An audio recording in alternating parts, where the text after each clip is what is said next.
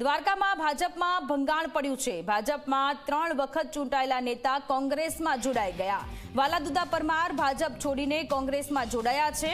જામ રાવલના અનુસૂચિત જાતિ મોરચાના પ્રમુખ પણ જોડાઈ ગયા છે। જામ રાવલના સંજય મકવાણા પણ કોંગ્રેસનો હાથ પકડી લીધેલો છે। તો દ્વારકામાં ભાજપમાં ભંગાણ થયું છે કે ભાજપમાં વાલાદુદા પરમાર કે જેઓ ભાજપનો સાથ છોડી અને કોંગ્રેસનો હાથ પકડતા નજરે પડી રહ્યા છે।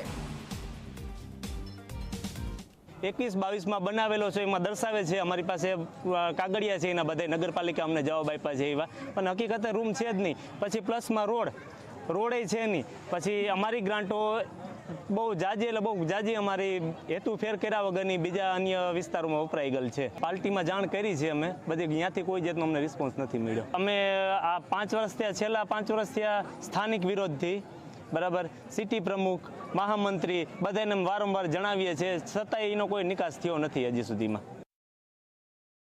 રોડ અને ગટર ખાઈ ગયા છે। ધાર વિસ્તારની અંદર હાઈસ્કૂલ નથી। જેસીબીનું ભાડું 850 રૂપિયાની જગ્યાએ 2500 રૂપિયા એક કલાકના ઉધાર્યા છે। આઇકોનિક રોડના નામે ગેરેજવાળાને હેરાન કર્યા છે।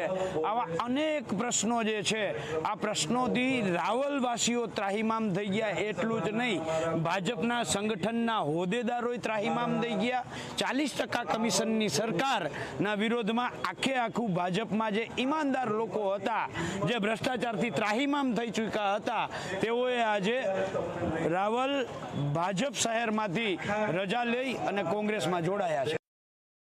ભાજપની ઉલટી ગંગાની શરૂઆત આજે જામ રાવલથી થઈ છે કે 3 ટર્મના નગરપાલિકાના પ્રમુખ સહિત એમની સમગ્ર ટીમ, અનુસૂચિત જાતિ, ઓબીસી અને બાકીના તમામ લોકો જે છે આજે સત્તાવાર રીતે ભાજપની વિચારધારા છોડીને કોંગ્રેસની વિચારધારા સાથે આજે સંકળાયા, જોડાયા છે। ભાજપના વહીવટી શાસનકર્તાઓએ ખીચા ભરવા માટેનું જે કામ કર્યું છે એનો રોષ જબરજસ્ત છે અને એના રોષને કારણે આજે ભાજપ છોડીને કોંગ્રેસ પક્ષમાં આજે જોડાણા છે।